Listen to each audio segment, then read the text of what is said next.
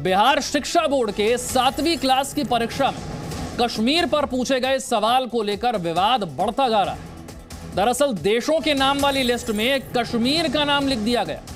आप सोचिए, देशों के नाम वाली लिस्ट में कश्मीर का नाम लिख दिया गया और पूछा गया कि कश्मीर के लोगों को क्या कहते हैं। ये सवाल में चीन, नेपाल, इंग्लैंड, भारत देश के नामों के साथ साथ कश्मीर का नाम लिख दिया गया, यानी कि कश्मीर को एक अलग देश के तौर पर दिखाने की कोशिश की गई। बिहार के किशनगंज से यह खबर है, 7वीं क्लास की परीक्षा जिसमें पूछा गया यह सवाल, जिसे लेकर विवाद बढ़ता जा रहा है। देशों के नाम में कश्मीर का नाम लिख दिया।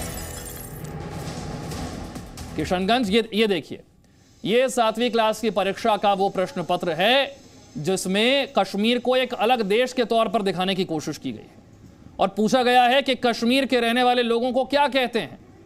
ये देखिए, एक तो देशों के नाम में कश्मीर का नाम, दूसरा सवाल ये पूछ लिया गया कि ये सिर्फ 10 जर्सी गायों के साथ हर साल 18 लाख कमा रहे हैं। आपको भी ये सीखना है तो फ्रीडम ऐप को अभी डाउनलोड कीजिए। कश्मीर के रहने वाले लोगों को क्या कहते हैं, एक बार फिर से जरा इस प्रश्न पत्र को देखिए।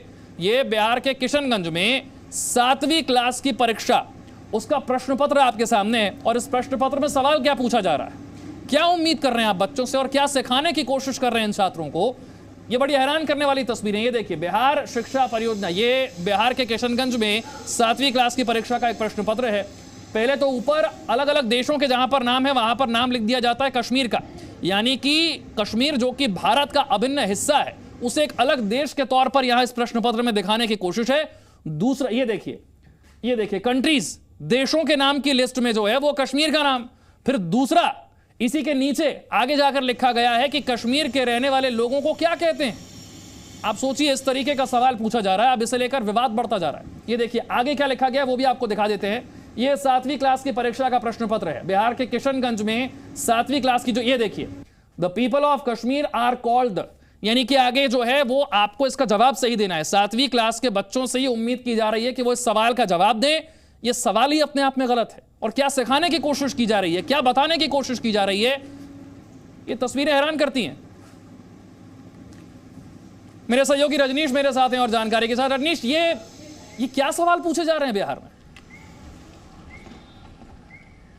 ये देखिए, बहुत गंभीर मसला मामला है और चूंकि जो छात्र हैं, खासतौर पे जो मिडिल स्कूल के छात्र हैं और उनके जहन में किस तरीके की बातें आएंगी और ख़ासतौर पे जो क्वेश्चन सेट करते हैं वो एक जिम्मेदार जवाबदेह लोग होते हैं और जाहिर तौर पे सवाल पूछने का कुछ मकसद भी होता है और बच्चों में किस तरीके से उनका विकास हो मानसिक तौर से और उनकी जो आईक्यू है, ये तमाम बातें होती हैं। लेकिन ये जो शिक्षा परिषद, जो बिहार शिक्षा परिषद का जो अर्धवार्षिक एग्ज़ाम था और इसमें जो किशनगंज जिला में जो सवाल पूछे गए हैं, इसमें कश्मीर को लेकर इस तरीके से सवाल है कि आखिर कश्मीर में रहने वाले लोगों को क्या कहते हैं और साथ में जो सप्लीमेंट्री है इसके साथ दूसरे जो ऑप्शंस है, बाकी जो देश है उनके नाम है, यानी जो दूसरे कंट्री में लोग रहते हैं उनको क्या कहते हैं। तो इस तरीके से ये जो डिपिक्ट करने की कोशिश की गई है या फिर जो इनका निहितार्थ है वो सीधा सीधा ये है कि कश्मीर जो है वो एक कोई देश है जिसमें रहने वाले लोगों को क्या कहते हैं।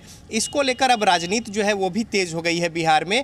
सत्ता पक्ष के लोग जो है अब इस पर सफाई देने की कोशिश में है और साथ ही साथ जांच पड़ताल और कार्रवाई करने की बात हो रही है।